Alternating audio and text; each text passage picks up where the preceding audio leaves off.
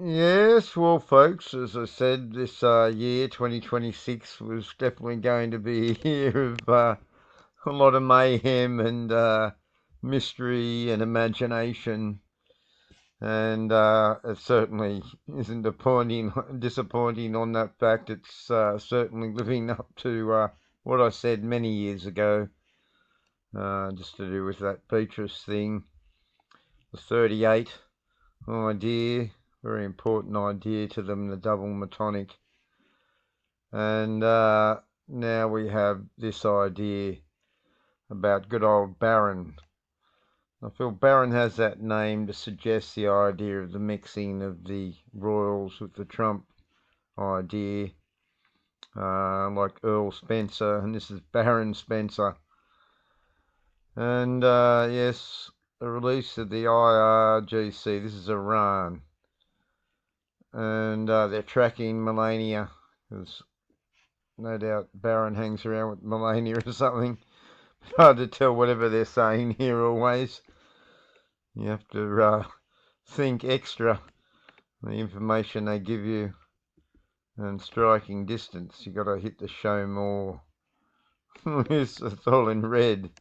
I love that red. It's like when they have the temperatures nowadays. As we've noticed years ago, they'd have a green country with just it's going to be a nice sunny day, and now everything's red because they're saying now the ocean's 21 degrees. 21 777, folks. The 7 never disappoints, and I try and tell people about that 7, and I tell you what, it's just water off a duck's back. Most people, oh yeah, sure, mate, yeah, nah. Even if you give them so many set examples, they just won't get it. And this 3, we've heard Donna talking about 3 with Howard. A lot of 3 always going on. 3 is 7, same thing, the G and the C. And what you do, it's like a video game, you know.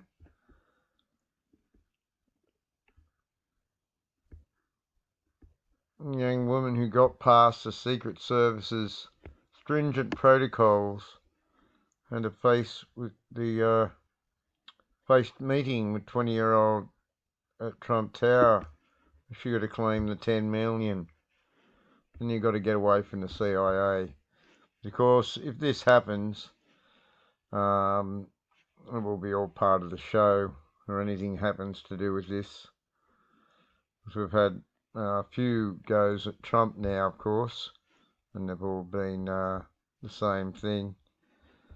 And look, this doesn't even look real, this image, does it? The size of the head there, just out of perspective. And doing the lines poor, as we normally see, and she couldn't be happier. Because it's not hers, it's the Diana. And of course hers. We know what hers means here. She's got the red tie on for the occasion too. Plenty of red going on. Yes, and Benny's involved in it, of course. Somebody's made a comment on somewhere I saw saying it's a Mossad setup. So all the typical things are coming out about this. Yes, Iran, the bad guy. And you know, if anyone's bad, it's Saudi Arabia. Of course, they're all bad. They're all just in the show. But certainly things are much freer in Iran than they're telling you. That is for certain. They like to distort everything. If you go to Saudi Arabia, there's no Christian churches or other Hindu temples or anything, but in Iran these things exist. At least Zoroastrian and Christian churches exist there.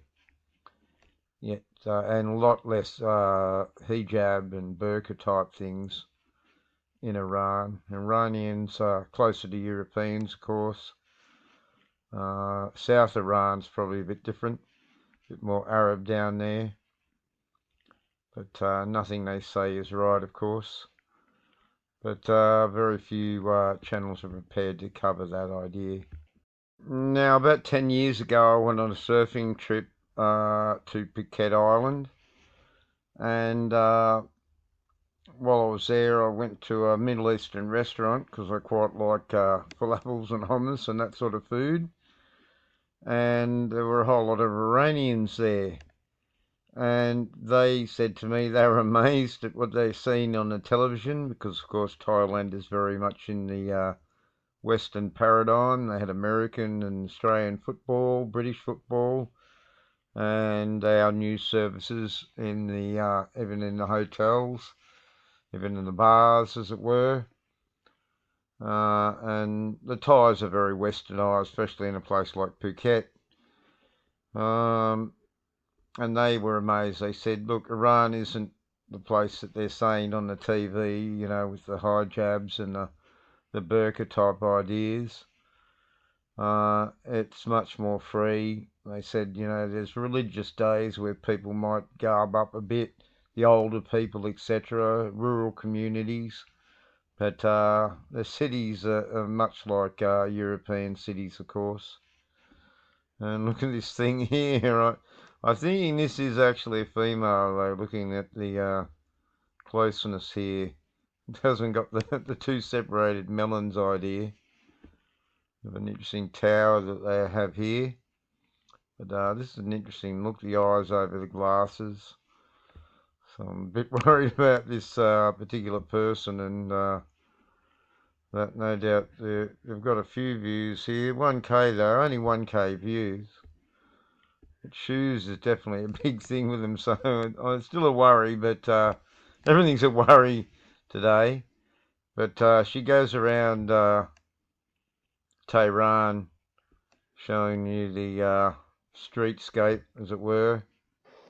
Designer coffee shops, stylish crowds, and scooters that probably cost more than most people's yearly salary.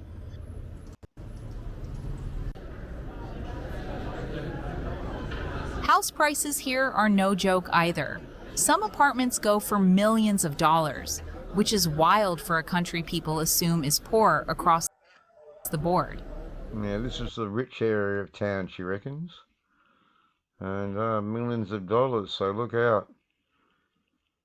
And entertainment facilities they have. Playing pool. Playing on the same teams, just being normal young people. No big deal, just a regular Thursday night, which is our Friday, by the way, since we had a masker there. But they certainly do scarf up a bit. I see that in this video, but not everybody. If you were in the background. And true, when I was at Phuket, the older ladies were scarfed up, but the kids and the teenagers certainly were not, I should say. It's, you know, breaking down, obviously. I mean, it's a very modern-looking place. I mean, they got a lot of money for the oil, haven't they? And somebody said that the fill a tank of in your car was only costing 70 cents US. I'm not real certain about that either. Well, you can't be certain about anything today. There's even AI, but this just doesn't look AI-ish to me. It looks pretty real. The weekend here is Thursday and Friday, not Saturday and Sunday. So if you pictured young Iranians sitting at home doing nothing for fun, this is the reality check. This is just normal weekend stuff for people my age in Tehran.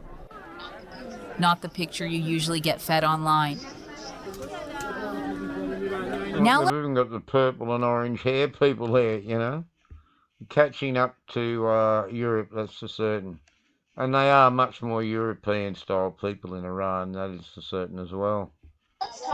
Let's talk about Gen Z in Iran, because this generation is honestly a whole different world from their parents. Streetwear, oversized hoodies, sneakers, the same global trends you'd see in London or LA, mixed with their own personal twist. Hijab styles have changed a lot too. Way more relaxed and colorful than what older generations wore. Personality-wise, this generation is loud, confident, online, and very aware of what's happening in the rest of the world. Social media, fashion, music, they're plugged into all of it. sometimes more than people give them credit for. A lot of them speak great English, follow global trends in real time, and There's honestly, a vapor in denim. That's a certain global trend, isn't it? just want the same things young people everywhere want: freedom, fun, good music, and a future that makes sense for them.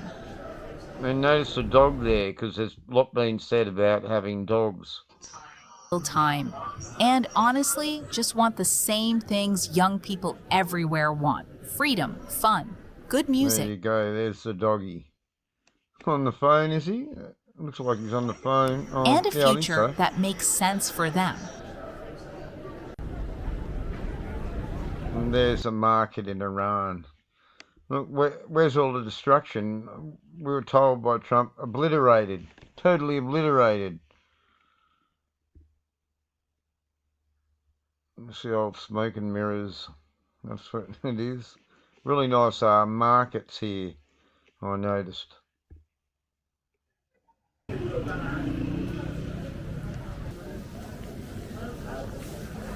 This, more than any fancy cafe in North Tehran, is the real heartbeat of the city. And honestly, the Grand Bazaar is one of those places you have to experience in person to actually understand modern Iran and how regular Iranians live day to day.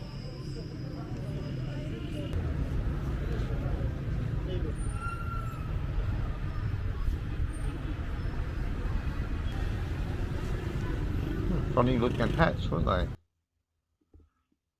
sure that's what they are. Yes, as we can see, there's nothing going on here, as we knew. Just all on television. See, there's an old person, you know. But they haven't got the face covered. Not like in Saudi Arabia. And this was interesting. Look, their fairgrounds. They love these sort of things in the Arab world, don't they, you know. They come to Australia's Gold Coast, mainly Bahrainis and Emirate people there. And you see them standing there giving their kids $100 notes. It's just amazing. We can't do that with our kids. People just haven't got the spare money like that. This is a bit of a wild looking ride, isn't it? And finally, amusement parks. Yes, Iran has those too.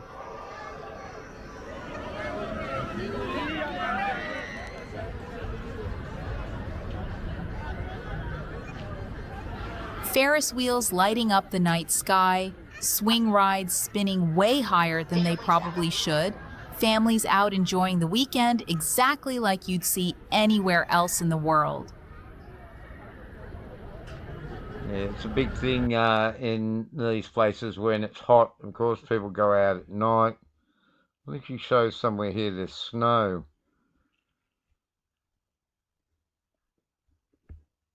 There might be another video I watched. There was all snow because in the winter time it snows a lot.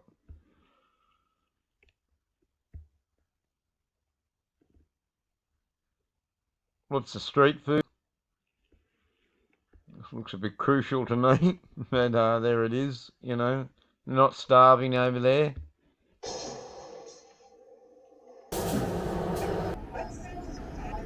Now, let's go to the other side of Tehran, Elahiyeh and Farishte Street. Basically, our version of Beverly Hills. We're at 21, so we never know. Is that Shin? Let me blow that up.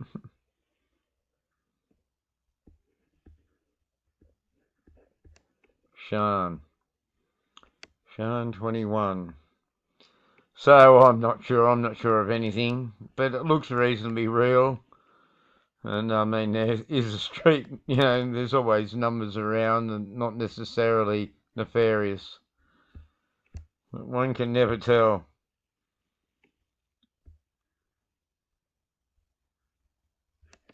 Here's a little street seller guy here. That's what I would expect to see there for sure. As I said, they love their outdoor nightlife type thing because it's hot in the day.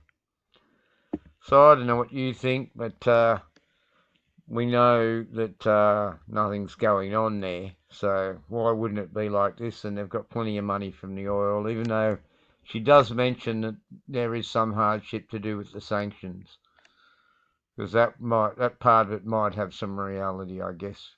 I guesstimate. Who can really tell? Anyway, thanks everyone, and go over to BC. I just did a video answering the truthologist on the Diana idea because he was running with Ike stuff, and this is what the Twitter people do. So go and check that out and maybe make a comment. I've been getting hit there with some nasty comments. I removed them. I rarely do, but I'd had enough of the people there. A few people have been giving me the same nasty sort of idiotic comments that you get. Oh, your work's terrible type stuff. Well, yeah, and of course it's terrible to them because they don't like hearing some reality. Alright, thanks very much. And thank you again to the people who support this channel.